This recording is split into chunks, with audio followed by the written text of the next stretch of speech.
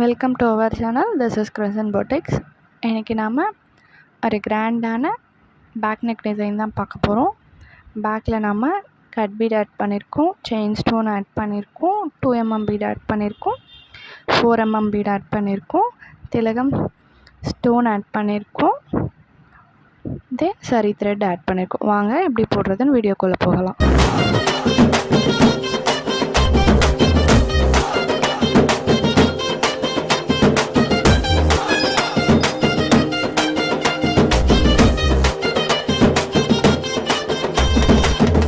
Hello guys, இன்றைக்கி நம்ம ஆரி work ப்ளவுஸோடைய back neck design தான் பார்க்க போகிறோம். பார்க்குறதுக்கு முன்னாடி இது வரைக்கும் யாராச்சும் சப்ஸ்கிரைப் பண்ணாமல் வீடியோ பார்த்துட்ருக்கீங்க அப்படின்னா சப்ஸ்கிரைப் பண்ணிக்கோங்க. பக்கத்தில் இருக்க பெல் பட்டனையும் கிளிக் பண்ணிக்கோங்க. அப்போ தான் நம்ம டெய்லியும் போடுற வீடியோ உங்களுக்கு நோட்டிஃபிகேஷனாக உங்கள் மொபைலுக்கு ரீச் ஆகும். உங்களுக்கு ஏதாச்சும் குவரிஸ் இருந்துச்சு அப்படின்னா கமெண்ட் பாக்ஸில் லீவ் பண்ணுங்கள். தென் உங்களுக்கு ஆர்டர் ப்ளேஸ் பண்ணணும் அப்படின்னா கிரசன் பொட்டிக் இன்ஸ்டா ஐடியை காண்டாக்ட் பண்ணுங்கள். வாங்க இப்போ எப்படி போடுறது அப்படிங்கிறது வீடியோக்குள்ளே போகலாம்.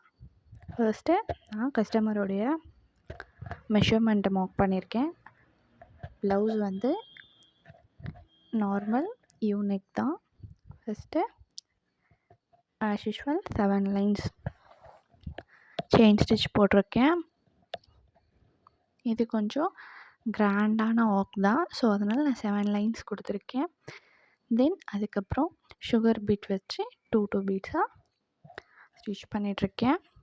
ஸ்டிச் பண்ணும்போது கேர்ஃபுல்லாக பாருங்கள். பிகினர்ஸ் லேர்னிங்க்காக ரொம்ப பொறுமையாக இதை நான் சொல்லிகிட்ருக்கேன், டீச் பண்ணுறோம். ஸோ அதனால் நீங்கள் ரொம்ப கேர்ஃபுல்லாக கவனிங்க. நம்ம ஒரு விஷயத்தை காதில் கேட்டு தெரிஞ்சுக்கிறத விட ஒருத்தர் போடும்போது நம்ம பொறுமையாக வாட்ச் பண்ணோம் அப்படின்னா நல்ல லேர்னிங்ஸ் கிடைக்கும். பிகாஸ் நம்ம சொல்லும்போது அந்தளவுக்கு அண்டர்ஸ்டாண்ட் ஆகாது. பட் ஸ்டில் ஒருத்தர் ஒர்க் பண்ணும்போது நம்ம கவனித்தோம் அப்படின்னா அதோட நுணுக்கம் எல்லாமே தெரிஞ்சுக்கலாம். இங்கே பாருங்கள், நான் நீடில் இருந்து எப்படி ஃபஸ்ட்டு பீடை வந்து எடுக்கிறேன். தென் அதுக்கப்புறமா நீடில் எப்படி கிளாத்தில் வந்து குத்தி திரும்பவும் அந்த த்ரெட்டை மேலே எப்படி எடுக்கிறேன், திருப்பிட்டு திரும்ப அந்த பீடை நூலுக்குள்ளே எப்படி தள்ளுறேன், எல்லாமே எவ்வளோ பொறுமையாக ஈஸி லேர்னிங்காக இருக்குன்றத பாருங்கள். நீங்கள் இந்த அளவுக்கு பொறுமையாக எப்படி திரும்புது நீடில், தென் எப்படி இன்சர்ட் பண்ணுறோம் கிளாத்தில், இது எல்லாமே நீங்கள் பொறுமையாக கவனிக்கும் போது உங்களுக்கு நல்ல ஒரு லேர்னிங் கிடைக்கும். உங்களுக்குமே ஒரு ஐடியா கிடைக்கும் போடும்போது.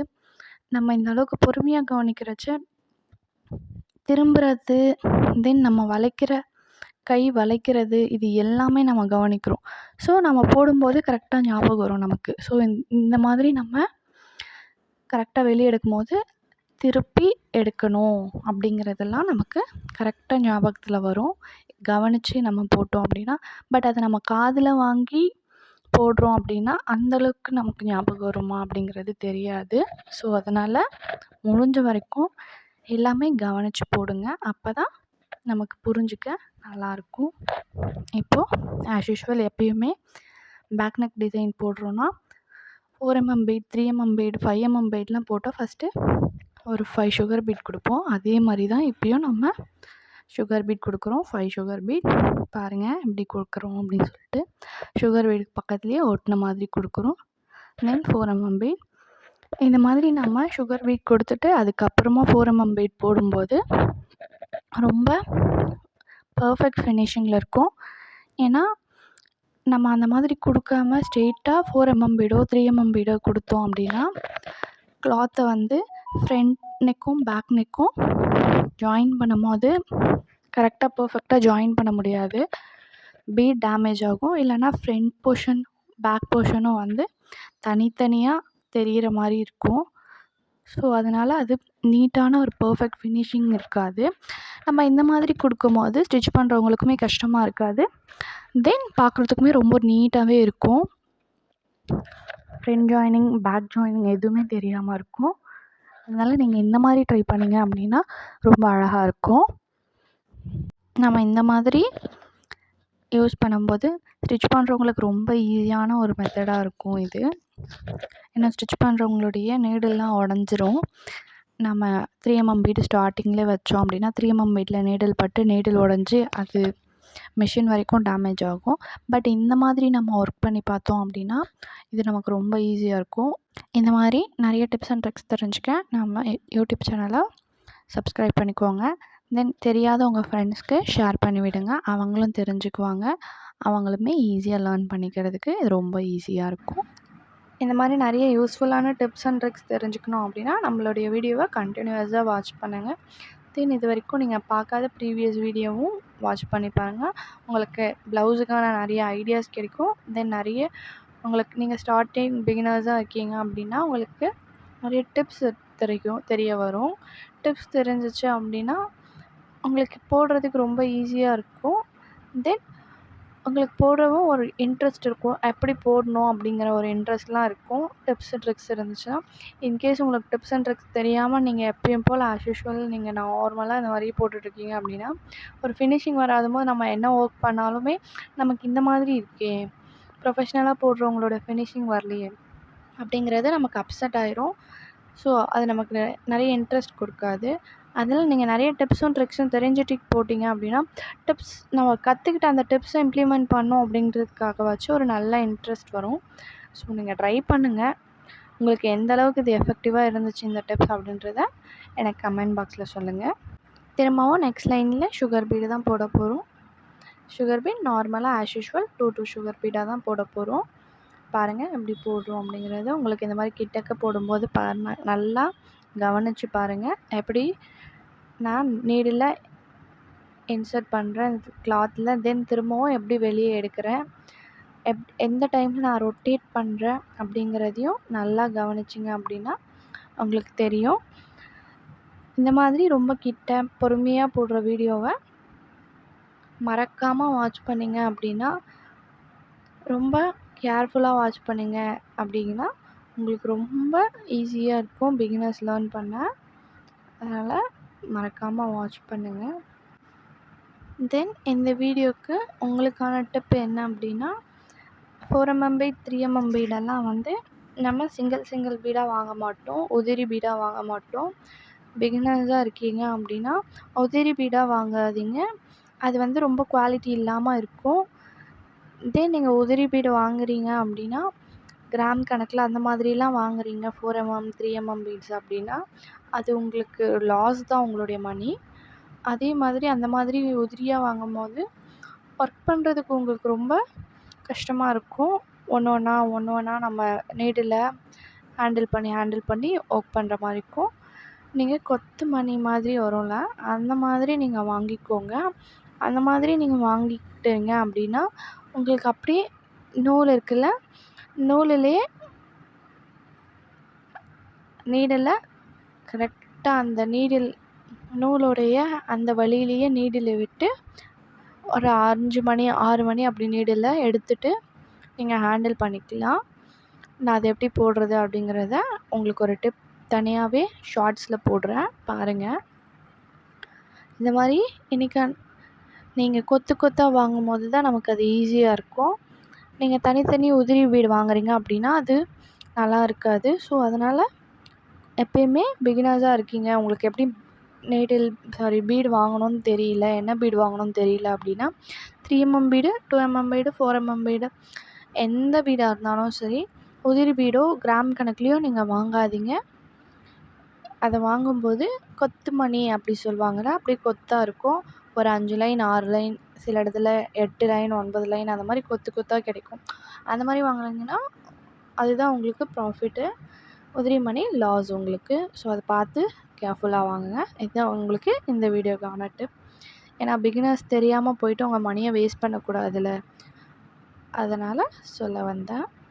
லேர்ன் பண்ணுற ப்ராசஸ்லேயே நீங்கள் நிறைய மணி வேஸ்ட் பண்ணிட்டீங்க அப்படின்னா அதுக்கப்புறம் வாங்கணும் அப்படின்னு ஐடியா பண்ணாலும் உங்களால் வாங்க முடியாது. என்ன வாங்குறது, இல்லை நீங்கள் இந்த மாதிரி உதிரி மணி வரும்போது குவாலிட்டி இல்லாமல் தான் வரும். ஸோ குவாலிட்டி இல்லாமல் வாங்கிட்டு நெக்ஸ்ட் டைம் வாங்கும்போது குவாலிட்டி இல்லை, எது வாங்குறது என்ன அப்படின்னு யோசிக்க தேவையில்லை. ஸோ அதுக்காக சொல்ல வந்தேன். நீங்கள் கொத்து மணி வாங்கும்போது குவாலிட்டியும் நல்லாயிருக்கும், தென் மணியும் சேஃப்.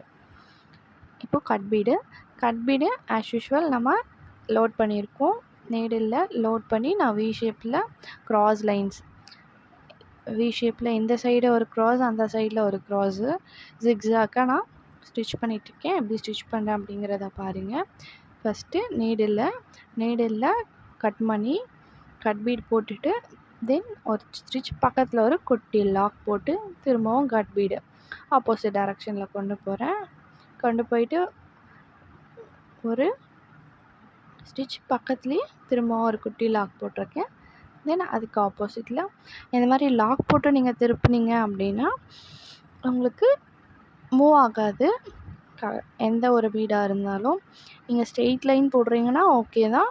இன்கேஸ் ஜிக்ஸாக்கா இல்லைனா வேறு ஒரு ஆங்கிளில் நீங்கள் கொண்டு போகணும் அப்படின்னா ரவுண்டு இந்த மாதிரியான ஆங்கிள் நீங்கள் ஸ்ட்ரெயிட்டை தவிர நீங்கள் எந்த ஆங்கிளில் திருப்பணும் மணினாலும் ஒரு சின்ன லாக் போட்டுட்டு நீங்கள் திருப்புங்க. அப்படி நீங்கள் திருப்புனீங்க அப்படின்னா ஈஸியாக இருக்கும். இல்லை நீங்கள் லாக் போடாமல் திருப்பினீங்க அப்படின்னா அது மூவ் ஆகும். நீங்கள் என்ன ஒரு ஆங்கிளில் வேணும்னு எதிர்பார்க்குறீங்களோ அந்த ஆங்கிளில் உங்களுக்கு அது கிடைக்காது.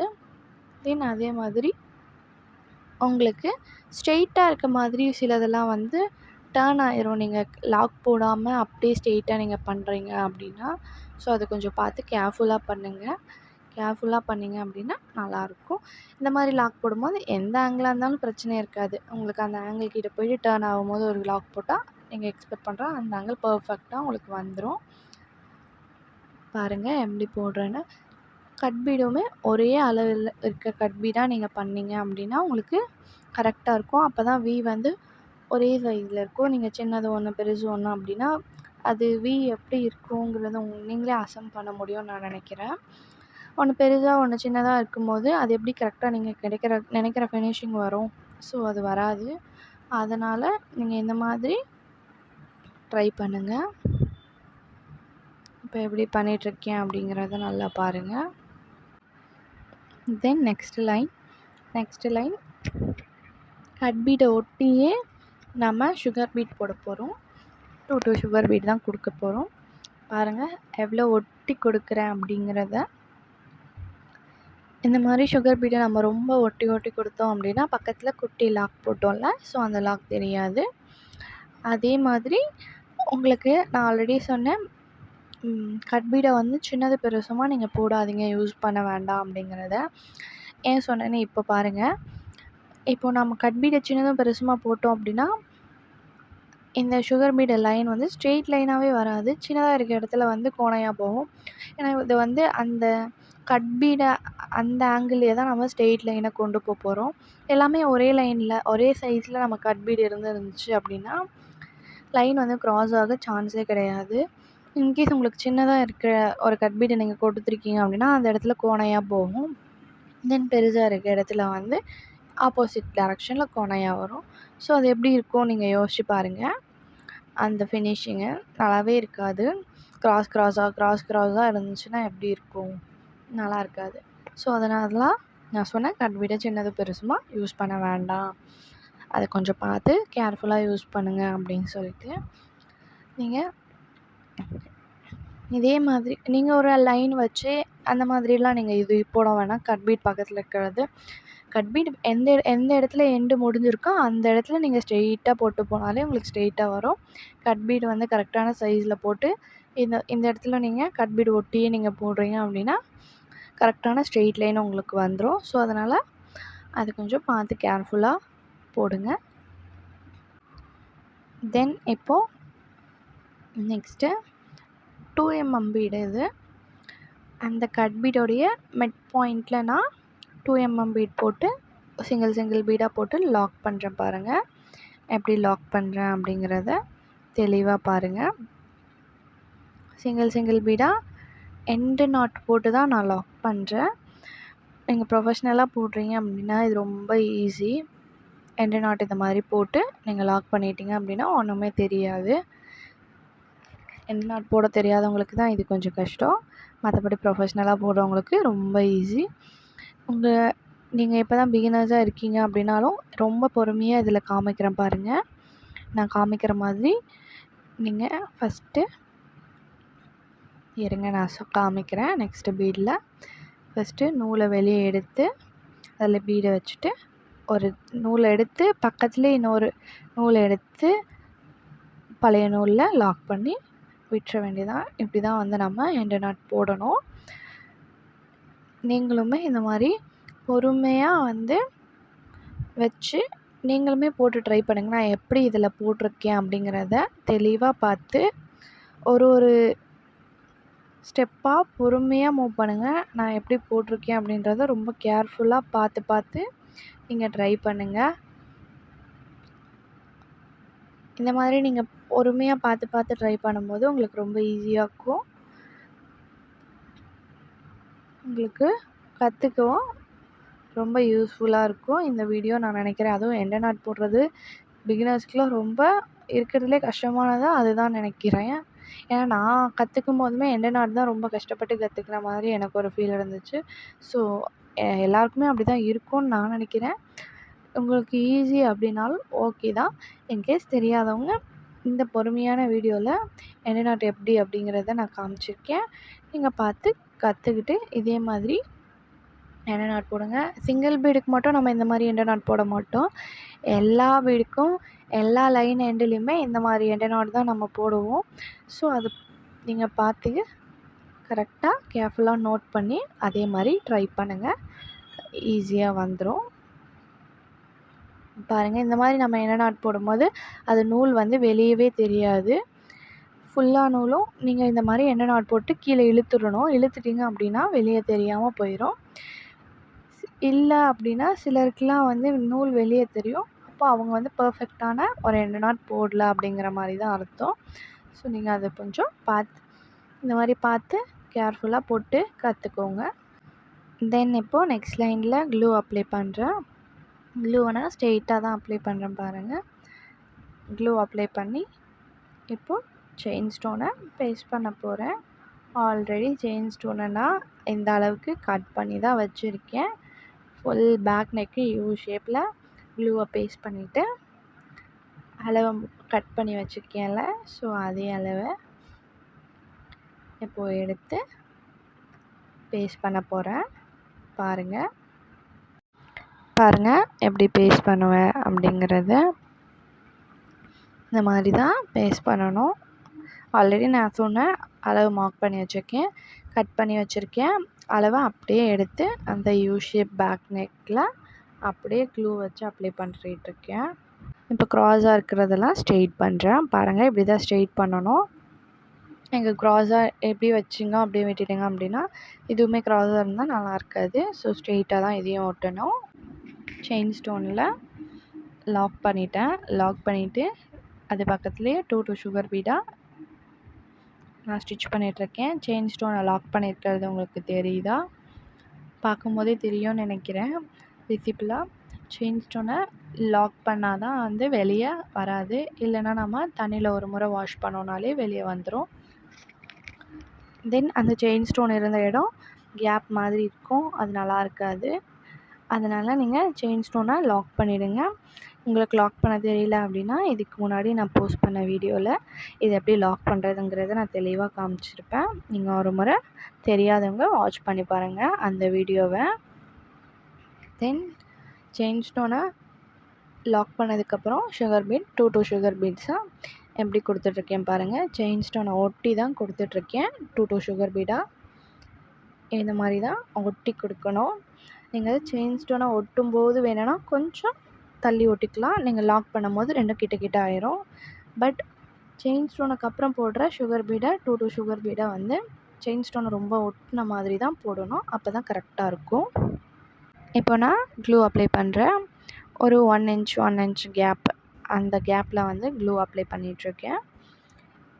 தென் சுகர் பீடுக்கும் க்ளூக்கும் ஒரு 1/4 இன்ச் கேப் இருக்கும். இந்த கேப்பில் நான் க்ளூ அப்ளை பண்ணிகிட்ருக்கேன். இதில் நான் திலகம் ஷேப் ஸ்டோன் தான் பேஸ்ட் பண்ண போகிறேன். திலகம் ஸ்டோனை எப்படி பேஸ்ட் பண்ணுங்கிறத பாருங்கள் எப்படி பண்ணுறேங்கிறது. இதை வந்து திலகம் ஸ்டோன் சொல்லுவாங்க, இல்லைனா ட்ராப் ஸ்டோன்னு சொல்லுவாங்க.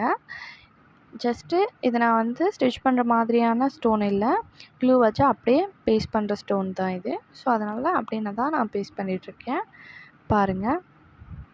தென் இதை சுற்றி நான் சுகர் பீட் கொடுக்க போகிறேன். சுகர் பீட் கொடுத்தோம் அப்படின்னா ரொம்ப கிராண்டான ஒரு லுக் கிடைக்கும். ஸோ அதனால் ஹெவி லுக் வேணுன்றதுக்காக நான் அதை சுற்றி சுகர் பீட் கொடுக்குறேன். உங்களுக்கு வேண்டாம் அப்படின்னா நீங்கள் அப்படியும் விட்டுறலாம். எனக்கு கிராண்ட் லுக் வேணுன்றதால சுகர் பீட் கொடுத்துருக்கேன். சுகர் பீட் எப்படி கொடுத்துருக்கேன் அப்படிங்கிறத பாருங்கள். இது நல்லா காஞ்சதுக்கப்புறமா தான் வந்து சுகர் பீட் கொடுக்கணும். இது காயறதுக்கு முன்னாடியே நீங்கள் சுகர் பீட் கொடுக்க ஸ்டார்ட் பண்ணிட்டீங்க அப்படின்னா ஸ்டோன் வந்து மூவ் ஆகும். உங்களுடைய மெஷர்மெண்ட்டோ வச்சு தான் நீங்கள் வந்து ஸ்டோனை வந்து பேஸ்ட் பண்ணியிருப்பீங்க. அப்புறம் மெஷர்மெண்ட் வந்து மிஸ் ஆயிரும். அப்புறம் ஃபினிஷிங் நல்லா இருக்காது. அதனால நீங்கள் கரெக்டான ஒரு கேப் விட்டு அது காஞ்சதுக்கப்புறமா நீங்கள் சுகர் பீட் கொடுக்கணும். அப்படி கொடுத்தா தான் வந்து கரெக்டாக இருக்கும் நமக்கு. பாருங்கள், இதை சுற்றி எப்படி சுகர் பீட் கொடுத்து நான் ஃபினிஷ் பண்ணுறேன் அப்படிங்கிறத. நெக்ஸ்ட்டு ஸ்டோனை போடுவேன். அதை கேர்ஃபுல்லாக வாட்ச் பண்ணி இதே மாதிரி நீங்களும் ட்ரை பண்ணுங்கள். உங்களுக்குமே கண்டிப்பாக வரும் இந்த மாதிரி ஒரு டிசைனு. திலகம் ஸ்டோனோடைய ஸ்டார்டிங் பாயிண்டில் அந்த வி மாதிரி இருக்குல்ல, அங்கேருந்து தான் ஸ்டார்ட் பண்ணோம். மிட்லேருந்து ஸ்டார்ட் பண்ணிங்க அப்படின்னா நல்லா தான் இருக்கும். ஒரு நீட் ஃபினிஷிங் வராது அப்படிங்கிறதுக்காக நான் ஸ்டார்டிங்லேருந்தே ஸ்டார்ட் பண்ணியிருக்கேன். நார்மலாக எப்பயுமே 2 சுகர் பீடாக கொடுப்போம்ல, அதே மாதிரி தான் கொடுத்துட்ருக்கேன். பாருங்கள், அதை குந்தம் ஸ்டோனை ஒட்டின மாதிரி 2 பீடாக கொடுத்துட்டு இப்போது ஷார்ப்பாக எனக்கு வேணும்.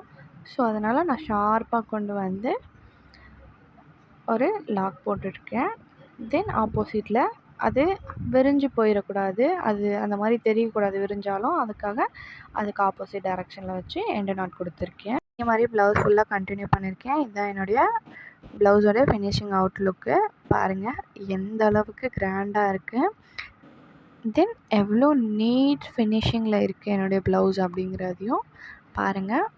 உங்களுக்கு ஏதாச்சும் டவுட்ஸ் இருந்தால் கமெண்ட் பாக்ஸில் சொல்லுங்கள். இது வரைக்கும் சப்ஸ்கிரைப் பண்ணாமல் யாராச்சும் பார்த்துட்ருக்கீங்கன்னா சப்ஸ்கிரைப் பண்ணிக்கோங்க. பக்கத்தில் இருக்க பெல் பட்டனையும் கிளிக் பண்ணிக்கோங்க. தேங்க்யூ, பாய்.